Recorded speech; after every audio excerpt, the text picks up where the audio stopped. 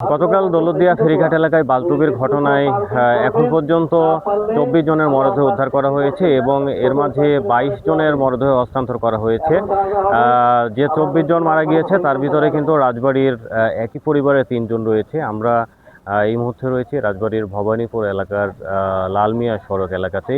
এই এলাকার একজন মেধাবী ছাত্র রায়ান, সে সহ তার পরিবারের 3 জন সদস্য কিন্তু গতকাল নিহত হয়েছে। আমরা এখানে এসে যেটা জানতে পেরেছি যে ঈদের ছুটি শেষে তারা কিন্তু সে তার বোন এবং তার একটা ভাগ্নিকে নিয়ে কিন্তু রাজধানী ঢাকায় ফিরছিলেন। বিকেলে দৌলতদিয়া ফেরিঘাট এলাকাতে পৌঁছালে বাসটি কিন্তু পল্টন থেকে পড়ে নদীতে পড়ে যায়। সৌভাগ্যক্রমে তার বোন বেরিয়ে আসতে পারলেও সে তার ভাগ্নি সহ পরিবারের অন্য সদস্য কিন্তু নিহত হয়।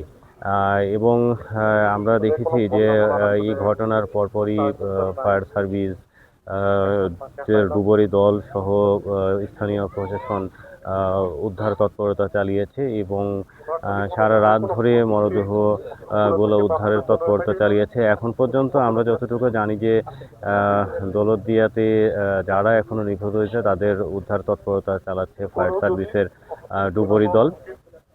আজ সকালে এই মরদেহগুলো পরিবারের কাছে হস্তান্তর করা হয় এবং হস্তান্তরের পর আপনারা দেখতে পাচ্ছেন যে রায়ান সহ তার পরিবারের যে 3 জন সদস্য মারা গিয়েছে তাদের কিন্তু জানাজার নামাজ অনুষ্ঠিত হচ্ছে এবং জানাজার শেষে পাশেই যে ভবানীপুর কবরস্থান সেখানে কিন্তু দাফন করা হবে। এর একটা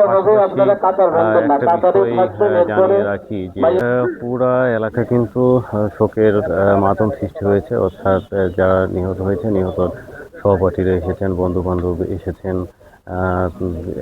এক কথায় বলা যায় যে পুরো এলাকা একেবারে শোকে আচ্ছন্ন হয়ে গিয়েছে। আমরা এখানে এসে যে জানতে পেরেছি রায়ান ছিল জাহাঙ্গীরনগর বিশ্ববিদ্যালয়ের মাস্টার্সের স্টুডেন্ট।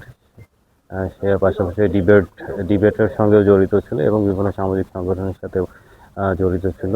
এখানে আপনারা জানা যায় দেখতে পাচ্ছেন যে শত শত মানুষ কিন্তু উপস্থিত হয়েছে, তারা কিন্তু জানা যায় শরীক হওয়ার জন্য।